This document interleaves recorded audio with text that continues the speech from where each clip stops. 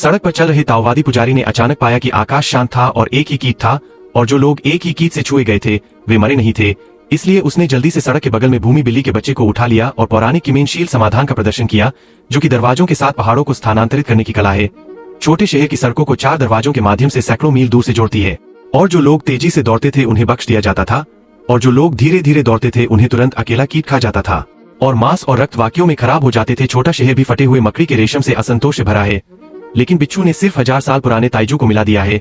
बुराई की छाया की सवारी करने की ताकत के पोषण के तहत गति एक फ्लैश जितनी तेज है, शरीर लोहे की तरह कठोर है, और वरिष्ठ भाई मुसाशी अनुवादक जिसने इसे सीधे मारा, इस भयानक ताकत को देखकर दूसरों ने जल्दी से खुद को दूर कर लिया। आखिरकार सु अकादमिक कानून एक लंबी दूरी का हमला है जो करीबी लड़ाई के लिए उपयुक्त नहीं है। और फिर ठीक जादूगर ने कठपुतली को जमीन के करीब चलने के लिए नियंत्रित करने का बीड़ा उठाया, और बिच्छू के पास पहुंचने के बाद उसने अग्नि दानव देवता को अपने पूरे शरीर पर लपेट लिया, और बड़ी बहन ने बिच्छू की बुरी ऊर्जा को दबाने के लिए दानव महल से बाहर फेंकने का अवसर लिया। बिच्छू की मदद करने के लिए पीले रंग की छतरी को बाहर निकाले और इसे एक विशाल शाही महल के फल में बदल दे। और अंत में बड़े भाई ने एक चाल चली, और परिणाम स्वरूप सभी ने हल्के से प्रवेश किया जो उन्होंने जीवन भर सीखा था। और प्रदर्शित दानव दमन शहर ने बिच्छू के एक भी बाल को कवर नहीं किया था, और दूसरा पक्ष पहले से ही पीछे की ओर चमक गया था, और शिष्यों को लाभ प्राप्त करने के अवसर के बारे में सोचकर फिर से गठन को काटना पड़ा। लेकिन बिच्छू ने कसकर एक साक्षात्कार को कवर किया, और फिर भीड़ गिर गई और पीछे की ओर उड़ गई, और फिर झूसी को कसकर लपेटने के लिए नियंत्रित किया, और कई लोगों के दिलों में तेज जाल घूम दिया, और केवल एक पल के प्रयास में